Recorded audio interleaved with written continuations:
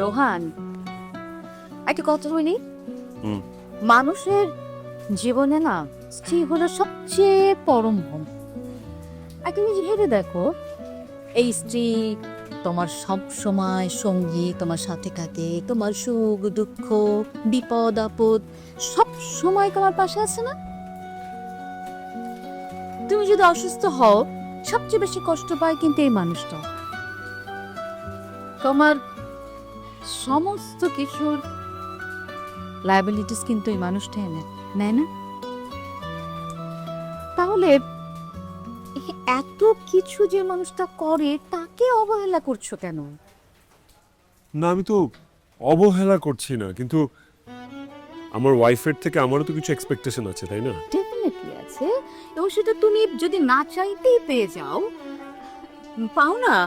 আমি কিন্তু যদি মনে করি যে এই মেয়েটা মানে তোমার ওয়াইফ পাইজা, আমি কিন্তু শুধু কথা বলেছি। দেখো, তোমার পুরো ফ্যামিলিকে টেক কেয়ার করে, তোমার মাকে টেক কেয়ার করে, পুরো সংসারে রান্না বান্না। তোমাদের যদি বাচ্চা হয় তাহলে সে বাচ্চার দেখভাল তো ওই করবে না?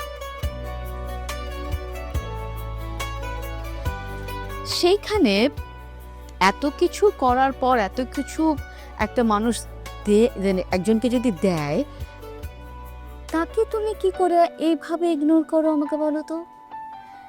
সম্পর্ক ভাঙার আগে না ভাঙনের শব্দ শুনতে হয়। কখনো তো একবার ভেবে দেখেছো, যে মানুষটা তোমার এত প্রিয়, যাকে তুমি এত ভালোবাসো, সে মানুষটা তোমার থেকে দূরে সরে গেলে তুমি কখনো তাকে ছুঁয়ে দেখতে পারবে না, কখনো তুমি তাকে কাছ থেকে স্পর্শ করতে পারবে না, পরম আবেগেও জড়িয়ে ধরতে পারবে না। এর থেকে দুঃসংবাদ আর কিছু হতে পারে? বলো রোহান, জীবনে চলার পথে তুমি অনেক মানুষ পাবে, কিন্তু প্রিয় মানুষ পাবে না। সেই প্রিয় মানুষটাকে না খুব আদর করে, খুব যত্নে বুকের কাছে ধরে রাখতে হয়।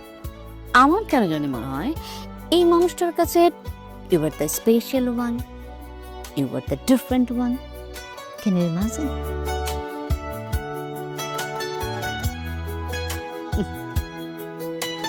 কফিটা খাও।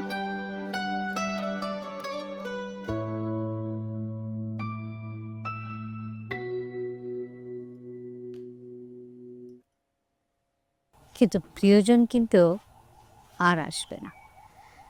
প্রিয়জন সহজে আসেও না, ছেড়ে গেলেই কিন্তু হেরে যাবে।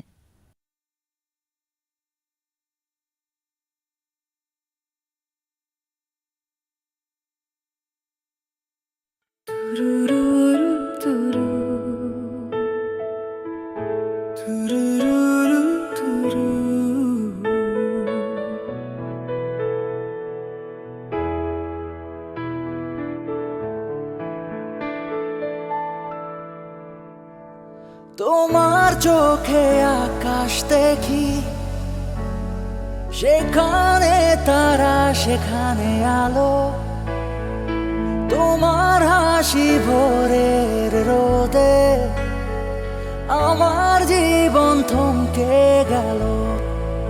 তোমার ছোঁয়ার জাদু আমার হৃদয় করেছে বশ।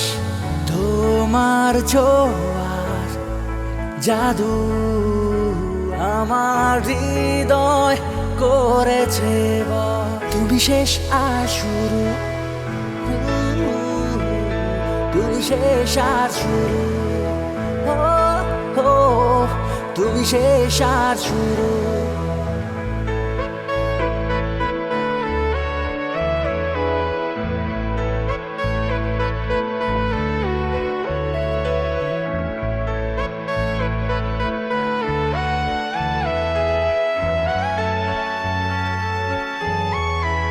একটা মেঘলা আকাশে যেন জ্যোৎস্না নেমে আসে, সব ভুলে যাই, সব থেমে যায়,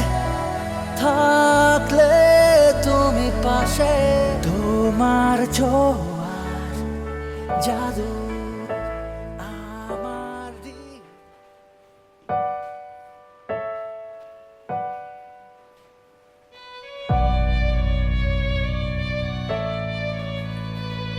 কি হয়েছে মা? কি ব্যাপার? কথা বলছো না কেন?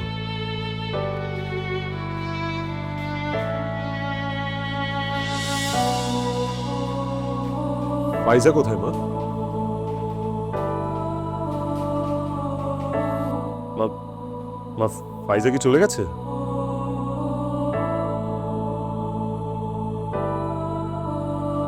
ফাইজা,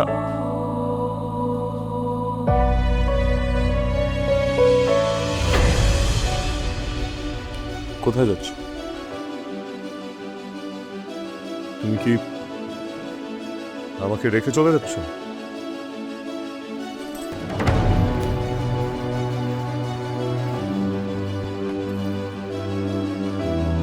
ফাইজা, আমি কিন্তু উত্তরটা পাইনি। কোথায় যাচ্ছ তুমি? মা, মা ফাইজা আমাকে ছেড়ে চলে যাচ্ছে, আর তুমি? ফাইজা, আজকে কত তারিখ? আজকে 7 তারিখ। দিনটা কি? আজকে কি তোমার চলে যাওয়ার কথা? গড, ফাইজা, আমাদের সেকেন্ড অ্যানিভার্সারি আজকে, এটাও ভুলে গেছো? তুমি ভুলে গেলেও আমরা কিন্তু ভুলিনি।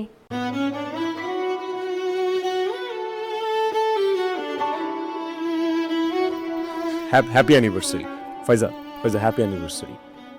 আমি আমার ব্যাগ গুছিয়ে নিয়েছি, সবকিছু প্যাকড। না না না, আই এম সরি, আমার ভুল হয়ে গেছে, আমি ভুলে গেছি, প্লিজ মাফ করে দাও। হ্যাপি অ্যানিভার্সারি, শুভ বিবাহ বার্ষিকী। প্লিজ যেও না, প্লিজ। মা, হ্যাপি হ্যাপি অ্যানিভার্সারি, অনেক শুভেচ্ছা আমাদের আমাদের বিবাহ বার্ষিকী। প্লিজ আমাকে রেখে যেও না। তোমাকে রেখে যাচ্ছি না তো, তোমাকে নিয়ে যাচ্ছি, তাই না মা? এই নে আমার পক্ষ থেকে তোদের গিফট। যা বৌমাকে নিয়ে পাহাড় আর সমুদ্র দেখে আয়। আরে ধর। মানে পাহাড়, সমুদ্র, ও কক্সবাজার, গ্রেট আইডিয়া। জীবনকে যত সহজভাবে দেখবি ততই বুঝতে পারবি আমাদের এই কয়জন ছাড়া তোর জীবন অর্থহীন। তার মানে সাইকিয়াট্রিস্ট, লয়ার, এগুলো ফাইজা তুমি সব জানতে? আমি আজকে জানলাম।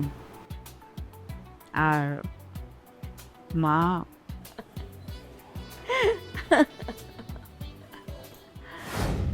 সন্তানের সুখ শান্তি সব বাবা মায়ের চাওয়া। এক সময় যেই সন্তান মায়ের আঁচলে বাঁধা থাকে, সময়ের ব্যবধানে সেই সন্তানই মায়ের একমাত্র ভরসা হয়ে দাঁড়ায়। সেই সন্তান যদি ভালো না থাকে, মা কি ভালো থাকতে পারে? কিন্তু ওরা ডিভোর্সটা কেন চলছে? একটা ছেলের সাথে একটা মেয়ের যখন সম্পর্ক তৈরি হয়, তখন তাদের চোখ ভরে থাকে স্বপ্ন। তারপর যখন সংসারে পা বাড়ায়, তখন বাস্তবতা সামনে এসে দাঁড়ায়। আমার ছেলেটা আসলে খুব বেখেয়ালি, ভীষণ কাজ পাগল। আমার বৌমাকেও একদম সময় দিতে পারে না। সেটা তো বুঝলাম, কিন্তু আপনার সাথে আপনার ছেলের বউর সম্পর্ক কিরকম? আমার ছেলেটার যখন 13 বছর বয়স আর আমার মেয়েটার 8, ঠিক ওই সময় আমার স্বামী মারা যান। আমার স্বামীর বিজনেস, সংসার, ছেলে মেয়েদের পড়ালেখা, ওদের মানুষ করা, সব এক হাতে সামলাতে সামলাতে আমি আমি অনেকটাই বদলে যাই। সব কিছু নিজের হাতে নেয়ার, নিজের আওতার মধ্যে রাখার একটা বদ অভ্যাস তৈরি হয়ে যায়। আমার বৌমার সাথে আমার এই একটাই দূরত্ব।